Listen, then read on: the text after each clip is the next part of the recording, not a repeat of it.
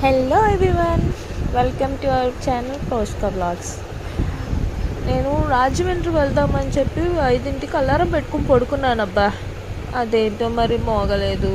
నాకేమో నిద్ర పట్టేసి నేనేమో నిద్రపోయింది హాయిగా. నా చిట్టు కూతురేమో నన్ను కొట్టి మరీ లేపేసింది. అమ్మ 5ంటికి అలారం పెట్టుకున్నావు, మరి లెగాలని నీకు తెలియదా, నిద్రపోతున్నావు హాయిగా అని చెప్పేసి ఒక్కడి పీక మరి నిద్ర లేపింది. అలా ఉంటారు కదండి పిల్లలు. అసలు వీళ్ళు పిల్లలు కాదండి, పిడుగులు. అసలు మనల్ని పడుకోనివ్వరు, ఏమీ చేయనివ్వరు అసలు. మరి నేను గబగబా లెగిసిపోయి చకచకా అందరినీ లేపేసి గబగబా రెడీ అయిపోండి, త్వరగా ఊరెళ్ళిపోవాలి, లేట్ అయిపోతుందని చెప్పి ఒకటే కంగారు మీద కంగారు పెట్టేశాను అందరినీ.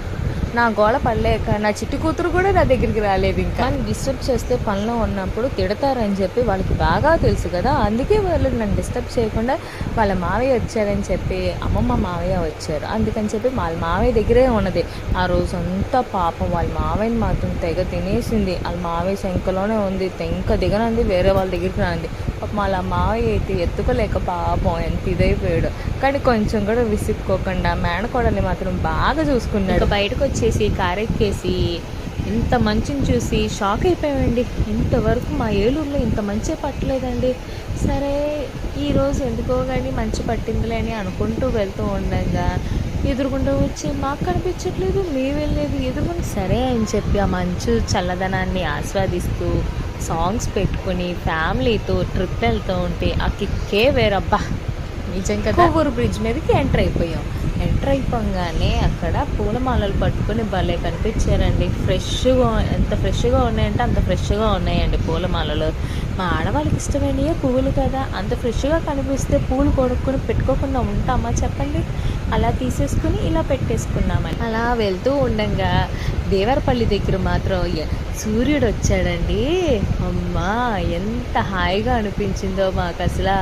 సూర్యుడు వచ్చి నేనున్నాను, మీకెందుకు అంత భయం, మీరు హ్యాపీగా వెళ్ళినండి, నేనున్నాను అని చెప్పి మాకు ధైర్యం చెప్పేసి మళ్ళీ వెంటనే వెళ్ళి మబ్బుల్లో దాక్కున్నాడు. ఇది ఎక్కడ న్యాయం చెప్పండి సూర్యుడికి అసలు. అసలు మనం రాజమండ్రి వెళ్ళేది దేనికండి?